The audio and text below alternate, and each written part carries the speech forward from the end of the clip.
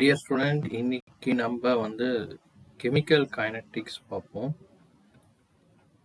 Chemical kinetics reactions எவ்வளோ ஸ்பீடில் நமக்கு டேக் பிளேஸ் ஆகும்ங்கிறத பற்றி படிக்கிற பிரான்ச் ஆஃப் சயின்ஸ் தான் கெமிக்கல் கைனட்டிக்ஸ். கைனட்டிக்ஸ்னாக்கா நம்ம என்ன சொல்லலாம், மோஷன் சொல்லலாம் ஃபிசிக்ஸில். ஓகேவா? அப்போ கெமிக்கல்னாக்கா கெமிக்கல் ரியாக்ஷன்ஸ், கெமிக்கல் ரியாக்ஷனுடைய மோஷன்ஸை பற்றி படிக்கிறது தான் கெமிக்கல் கைனட்டிக்ஸ். ரியாக்ஷனுடைய ஸ்பீட் நமக்கு தெரிஞ்சுக்கணும். இங்கே நம்ம ஃபிசிக்ஸில் ஸ்பீடுன்னு சொல்லுவாங்க. ஸ்பீடை அவங்க என்ன சொல்லுவாங்கன்னா டிஸ்டன்ஸ் பை டைம் சொல்லுவோம் இல்லையா? ஸோ இங்கே நம்ம ஸ்பீடை நான் என்ன சொல்லியிருக்கேன், ரேட்டுன்னு சொல்லுவோம். ஸ்பீடை rate of a reactions, speed of a reactions, speed of the reaction இல்லை ரேட் ஆஃப் ஏ ரியாக்ஷன்ஸ் நம்ம மெஷர் பண்ணணும். அப்படின்னாக்கா நமக்கு rate of reactions, speed of the reaction 3 வேஸில் நம்ம பார்க்கலாம். ஒன்று, ரியாக்ஷன் ஸ்லோவாக நடக்கலாம், அப்படி இல்லைன்னா ரியாக்ஷன் ஃபாஸ்ட்டாக நடக்கலாம், அப்படி இல்லைன்னா ரியாக்ஷன்ஸ் மீடியம் ஃபாஸ்ட் மாடரேட் ரேட்டில் நடக்கலாம். இப்போ இந்த ஃபாஸ்ட் ரியாக்ஷன்ஸ் பார்த்தீங்கன்னாக்கா ரொம்ப ஃபாஸ்ட்டாக நடந்துடும். It's a fraction of second. So fraction of செகண்டில் நடந்துச்சு ஒரு ரியாக்ஷன்ஸ் அப்படின்னாக்கா, இப்போ ஒரு எக்ஸாம்பிளுக்கு நம்ம என்ன பண்ணலாம்னா, ஃபாஸ்ட் ரியாக்ஷன் நமக்கு தெரிஞ்ச ரியாக்ஷன்ஸ் ஏதாவது நம்ம பார்க்கலாம். ஆக்சுவலாக நம்ம 11th ஸ்டாண்டர்டில் பண்ணியிருப்போம், ஒரு ஆசிட் பேஸ்ட் ஹைட்ரேஷன் பண்ணியிருப்போம், சோடியம் ஹைட்ராக்சைடு வித் HCl. ஓகேவா? நீ every drop of sodium hydroxide நம்ம ஆட் பண்ணும்போது HCl நியூட்ரலைஸ் ஆகும். நம்ம ஃபினாப்தலின் இண்டிகேட்டர் ஆட் பண்ணியிருப்போம். ஸோ சோடியம் ஹைட்ராக்சைடு எக்ஸஸாக ஆகும்போது நமக்கு பிங்க் கலர் கோனிக்கல் ஃப்ளாஸ்கில் வரும். ஸோ இந்த ரியாக்ஷன்ஸ் நடக்கிறதுக்கு நம்ம வெயிட் பண்ண தேவையில்லை. ஜஸ்ட்டு அப்படியே நம்ம ஆட் பண்ண சோடியம் ஹைட்ராக்சைடு ஒரு பர்டிகுலர் பாயிண்ட்ல நமக்கு எக்ஸஸ் ஆகும்போது பிங்க் கலர் வந்துடும். ஸோ இந்த ரியாக்ஷன் ரொம்ப ஃபாஸ்ட்டாக நடக்கும். ஸோ இதுக்கு நம்ம ரேட் கண்டுபிடிக்கணுங்கிறது அவசியம் கிடையாது. ஸோ ஃபாஸ்ட் ரியாக்ஷனுக்கு நம்ம ரேட் பண்ண தேவையில்லை. அப்போ என்ன ரியாக்ஷனுக்கு நம்ம ரேட் கண்டுபிடிக்கலாம்? ஸ்லோ ரியாக்ஷனுக்கும் மாடரேட் ரியாக்ஷனுக்கும் பார்க்கலாம்.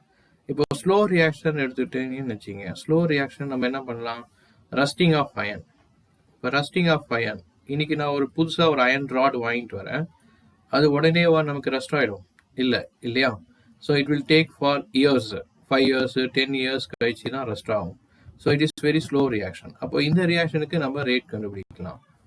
மாடரேட் ரியாக்ஷன் சொல்லும்போது பார்த்தீங்கன்னா, மாடரேட் ரியாக்ஷன் ஒரு 1 hours கிடைக்கலாம், இல்லை 1 hour இல்லை 24 hours, 1 hourலேருந்து ஒரு 24 hours வரைக்கும் நடக்குது அப்படின்னாக்கா இது ஒரு மாடரேட் ஸ்பீடு.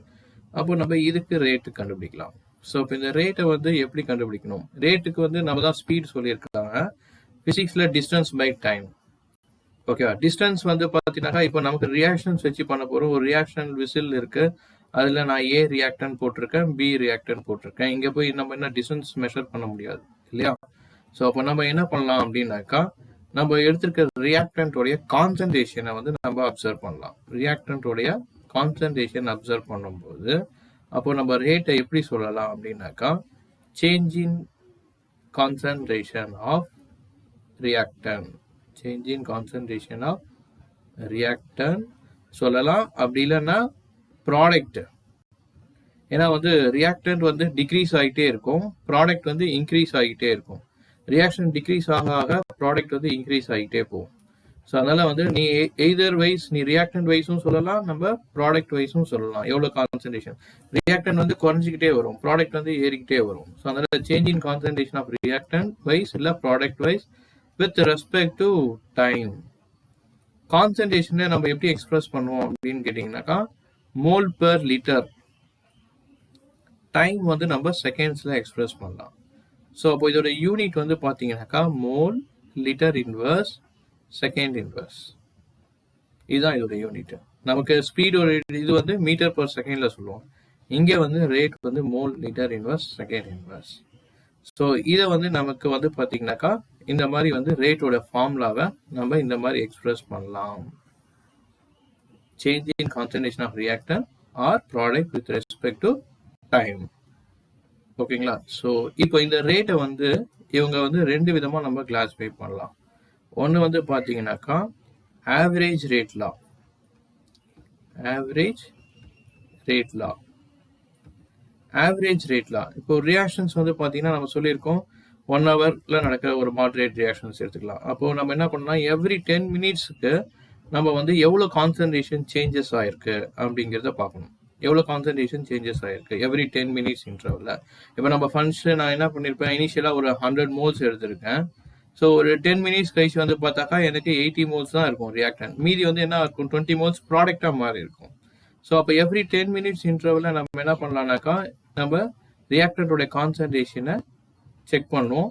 ஸோ எவ்ரி 10 மினிட்ஸில் வந்து இப்போ எனக்கு ஃபர்ஸ்ட் ஒரு 10 மினிட்ஸில் 100 வந்திருக்கு. அது ஒரு நெக்ஸ்ட் ஒரு 10 மினிட்ஸ் இது வந்து இனிஷியல் டைம், இனிஷியல் வந்து 0ன்னு வச்சுக்கலாம். ஸோ 10 மினிட்ஸ் கழிச்சு 80 மோல்ஸாக மாறி இருக்கும். அடுத்த ஒரு 20 மினிட்ஸில் வந்து நமக்கு 60 மாறி இருக்கு. அடுத்த ஒரு 30 மினிட்ஸில் வந்து பார்த்தீங்கன்னா 40 மோல்ஸ். இந்த மாதிரி வந்து ரியாக்டன்ட் வந்து கான்சன்ட்ரேஷன் டிக்ரீஸ் ஆகிட்டே போகும். ஸோ அப்போ நம்ம எவ்ரி 10 மினிட்ஸில் எவ்வளோ கான்சன்ட்ரேஷன் சேஞ்சஸ் ஆயிருக்கு, 0 to 10, 10லேருந்து 20, 20லேருந்து 30 வந்து டைம் இன்டர்வல். எவ்வளோ கான்சன்ட்ரேஷன் சேஞ்சஸ் ஆயிருக்கு, 100லேருந்து 80 வந்துருக்கு.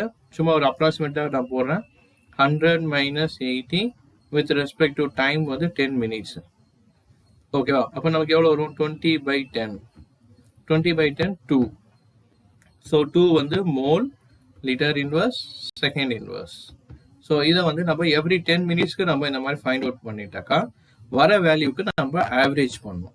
வர வேல்யூக்கு ஆவரேஜ் பண்ணால் நமக்கு அந்த 1 ஹவர் ரியாக்ஷனுடைய ஆவரேஜ் ரேட்லாம் கண்டுபிடிச்சிடலாம். ஸோ ஆவரேஜ் ரேட்லாவை நான் எப்படி எழுதுறேன் அப்படிங்கிறத பாருங்க. எப்படி இது வந்து நம்ம ரெப்ரசன்ட் பண்ணுற வே. ஸோ என்ன பண்ணலாம்னா change in concentration of the reactant with respect to time.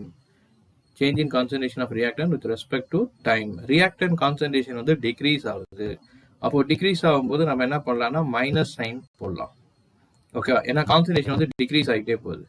இல்லை சார் எனக்கு ரியாக்டன்ட் வைஸ் வேண்டாம், நான் ப்ராடக்ட் வைஸ் கண்டுபிடிக்க போறேன். அப்போ ப்ராடக்ட் வைஸ் கண்டுபிடிங்கன்னா ப்ராடக்ட் வந்து இன்க்ரீஸ் ஆகிட்டே போகும். அப்போ ப்ராடக்ட் வைஸ் இன்க்ரீஸ் ஆகிட்டே போனால் நம்ம அதை எப்படி பண்ணலாம்னா delta P by delta D.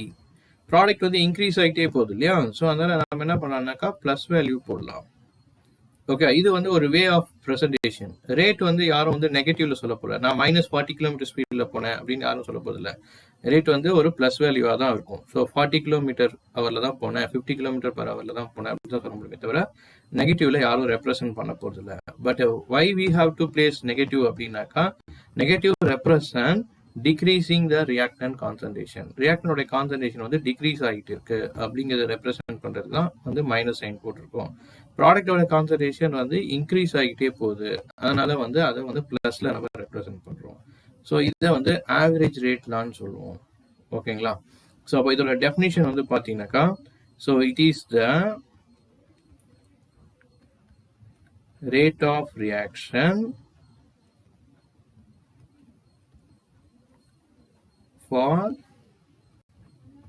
Long time interval. It is a rate of reaction for long time interval. Long time interval na every 10 minutes once வந்து பண்றது தான் வந்து long time interval. ஓகேவா? இது average rate law. இப்போ அதே மாதிரி இப்போ அடுத்த கொஸ்டின்ஸ் வந்து நம்ம என்ன பண்ணலாம்னாக்கா instantaneous rate law. Instantaneous rate law வந்து பார்த்தீங்கன்னாக்கா இதில் நம்ம ஃபிசிக்ஸ்லையும் படிச்சிருப்போம் instantaneous velocity அப்படின்னு சொல்லிட்டு. ஸோ இங்கே வந்து instantaneous rate law. முதல்ல நம்ம பார்த்தது வந்து 10 மினிட்ஸ் இன்டர்வல் டைம்ல பார்த்தோம். ஆனா இப்போ வந்து என்ன கேட்குறாங்கனாக்கா எவ்ரி 1 மினிட் இன்டர்வல்ல நம்ம ஃபைண்ட் அவுட் பண்ணணும். ஸோ 10 மினிட்ஸ் இன்டர்வல்ல பண்ணோம் அப்படின்னாக்கா அது வந்து ப்ராக்டிக்கலி பாசிபிள். ஏன்னா நம்ம வந்து இப்போ ரியாக்டனோட கான்சன்ட்ரேஷன்ல எவ்வளவு வந்து ரியாக்டன் குறைஞ்சிருக்குங்கிறது அதுல இருந்து ஒரு சாம்பிள் எடுத்து அதை நம்ம அனலைஸ் பண்ணி நம்ம கண்டுபிடிச்சி சொல்லிடலாம் எவ்வளவு வந்து 10 மினிட்ஸ் இன்டர்வல். பட் ஆனால் இந்த நம்ம சாம்பிள் எடுத்து அனலைஸ் பண்றதுக்கு ஒரு 10 மினிட்ஸாவது ஆகும். அதனால வந்து நமக்கு ஆவரேஜ் ரேட்ல பண்றது கொஞ்சம் ஈஸி. பட் இன்ஸ்டன்டேனியஸ் ரேட்லாங்கிறது எவ்ரி 1 மினிட் இன்டர்வல்ல கேட்குறாங்க. அப்போ நம்ம சாம்பிள் எடுக்கிறதுக்கே 1 மினிட் ஆயிடும். அப்புறம் நம்ம எப்படி அதை போய் நம்ம ரேட்ல மெஷர் பண்ண முடியும்? So it is not possible. அப்போ ப்ராக்டிக்கலா இன்ஸ்டன்டேனியஸ் ரேட்லாம் கண்டுபிடிக்க முடியாது. பட் ஆனால் நம்ம கிராஃபிக்கலா கண்டுபிடிக்க முடியும். கிராஃபிக்கலா எப்படி கண்டுபிடிக்கலாம்? நம்ம ஒரு கிராஃப் போடுவோம். கிராஃப்ல வந்து பார்த்தீங்கன்னாக்கா இங்கே வந்து ஒரு டைம் வச்சுக்கலாம் எக்ஸ் ஆக்சிஸ்ல, ஒய் ஆக்சிஸ்ல வந்து சேஞ்ச் இன் கான்சன்ட்ரேஷன். ஒய் ஆக்சிஸ்ல சேஞ்ச் இன் கான்சன்ட்ரேஷன் வச்சுப்போம். இப்போ நீங்கள் எப்பவும் போல் ஆவரேஜ் ரேட்லாவே நம்ம ஃபைண்ட் அவுட் பண்ணலாம். ஆவரேஜ் ரேட்லாம் வந்து பார்த்தீங்கன்னாக்கா நம்ம எவ்ரி 10 மினிட்ஸில் பண்ண முடியும்னு சொல்லியிருந்தேன். So 10, 20, 30, 40, 50 and 60. So every 10 minutes இன்டர்வலில் நான் என்ன பண்ணுறேன்னா இப்போ ரியாக்டன்ட்டோட கான்சன்ட்ரேஷனை கண்டுபிடிக்கிறேன். ஸோ ரியாக்டன்ட்டோட கான்சன்ட்ரேஷன் தான் நம்ம கண்டுபிடிக்க போகிறோம். ரியாக்டன்ட் கான்சன்ட்ரேஷன் இனிஷியலாக வந்து பார்த்தீங்கன்னாக்கா முதல்ல கொஞ்சம் அதிகமாகவே இருக்குது. ஸோ இதை வேணா இதுக்கு ஒரு மெஷர்மெண்ட் கொடுத்துடலாமா? இனிஷியலாக வந்து 100 இருக்குது, அப்புறம் ஒரு 80 இருக்குது, அப்புறம் வந்து ஒரு 60 இருக்குது, ஒரு 40 இருக்குது, அப்புறம் ஒரு 20 இருக்குது. ஸோ 10 மினிட்ஸ் இன்டர்வலில் எனக்கு 100 இருக்குது. அப்புறம் 20 மினிட்ஸ் இன்டர்வலில் 20 மாறிடுச்சு, 30 மினிட்ஸ் இன்டர்வலில் 60 மாறிடுச்சு, 40ல் 40 வந்திருக்கு, 50ல் வந்து பார்த்தீங்கன்னா இங்கே வந்துருக்கு. அப்போ ரியாக்டனோட கான்சன்ட்ரேஷன் அப்படியே குறைஞ்சிக்கிட்டே வருது. Okay, ரியாக்டன் concentration decreases with the time. So அப்புறம் என்ன ஆகும்? ப்ராடக்டாக மாறி இருக்கு, ரியாக்டன்லாம் ப்ராடக்டாக மாறிடுச்சு. சரி, இப்போ எவ்ரி 1 மினிட் இன்டர்வலில் கேட்டாங்களே, அப்போ நம்ம கிராஃபிக்கில் வந்து பார்த்தீங்கன்னா நமக்கு கிராஃப்ஸில் என்ன இருக்கும்? ஒரு செக்மெண்ட்ஸ்க்கும் இன்பிட்வீனில் ஒரு 10 லைன்ஸ் இருக்கும் இல்லையா? இந்த மாதிரி ஒரு 10 லைன்ஸ் வச்சுருக்கோம்னு வச்சுக்கணும். இப்போ எனக்கு 11th மினிட்டோ இல்லை 12th மினிட்ஸோ தேவைப்படுது. ஸோ 12th மினிட்ஸில் நம்ம பார்க்கலாம். இப்போ 12 மினிட்ஸ்னாக்கா அப்போ என்ன பண்ணலாம்? நம்ம இங்கேருந்து ஒரு ஸ்கேலர் அழகாக ட்ரா பண்ணிவிட்டு அதை நேராக எடுத்துகிட்டு போயிட்டு இந்த இடத்துல இன்டர்பிளாட் பண்ணோம்னாக்கா நமக்கு வந்து கான்சன்ட்ரேஷன் கண்டுபிடிச்சிடலாம். ஸோ அப்போ எவ்ரி மினிட் இன்டர்வலில் நம்ம கண்டுபிடிக்கணும்னா அது நம்மளால கிராஃபிக்கலாக பண்ண முடியும். ஸோ 12 மினிட்ஸ் வந்து கரெக்டாக அங்கேருந்து ஒரு ஸ்கேலை ட்ரா பண்ணோம்னா இந்த ஸ்ட்ரைட் லைன் எங்கே போய் அந்த ஸ்ட்ரைட் லைனை ஹிட் பண்ணுதுன்னு பாருங்க. அங்கேருந்து நேராக ஒரு ஒய் ஆக்சிஸ்க்கு ஒரு ஸ்ட்ரைட் லைன் ட்ரா பண்ணுங்க. நமக்கு 12th மினிட்ஸில் வந்து பார்த்தீங்கன்னா பாருங்க, 10th மினிட்ஸில் 100 வந்தது, 12th மினிட்ஸில் மேபி ஒரு 90 இருக்கலாம். ஓகேவா? அப்போ 20 மினிட்ஸில் 80 இருக்கும். ஸோ அப்போ இன்ஸ்டன்டேனியஸ் ரேட் லாவை இந்த மாதிரி கிராஃபிக்கலாக வச்சு கண்டுபிடிக்க முடியும். ஸோ இந்த இன்ஸ்டன்டேனியஸ் ரேட் லாவை நம்ம எப்படி எக்ஸ்பிரஸ் பண்ணலாம் அப்படின்னு பார்த்தீங்கன்னா, rate is equal to it's a very small changes இல்லையா? ஸோ ஸ்மால் சேஞ்சஸ் வந்து பார்த்தீங்கன்னாக்கா என்ன பண்ணலாம்? Minus dr by dt. Small சேஞ்சை வந்து நம்ம டிஃபரன்ஷியேஷனில் எக்ஸ்பிரஸ் பண்ண முடியும். Minus dr by dt. அதே மாதிரி ப்ராடக்ட் சைடில் உங்களுக்கு எக்ஸ்பிரஸ் பண்ணணும்னு தோணுச்சுன்னா நம்ம dp by dt போடலாம். ஸோ அப்போ இது வந்து ப்ளஸ்ன்னு மாற்றிக்கணும். Reactant concentration decreases with keep on time, product concentration increases keep on the time. Okay, நம்ம இது வரையும் ப்ராடக்ட் வைஸும் எக்ஸ்பிரஸ் பண்ணலாம், ரியாக்டன்ட் வைஸும் எக்ஸ்பிரஸ் பண்ணலாம். பட் நெகட்டிவ் சைன் வந்து represent only for the understanding. Reactant concentration decrease ஆகுதுங்கிறத ஒரு அண்டர்ஸ்டாண்ட் பண்ணுறதுக்காக நம்ம போடுறது. பட் எனிவே ரேட்டை யாரும் வந்து நம்ம நெகட்டிவ்ல சொல்ல போகிறது இல்லை. This is call instantaneous rate law at any instant of time. அப்படின்னா என்ன டெஃபினிஷன் சொல்லாமா? டெஃபினிஷன் இன்ஸ்டன்டேனியஸ் ரேட் ஆஃப் ரியாக்ஷனுக்கு it is the rate of reaction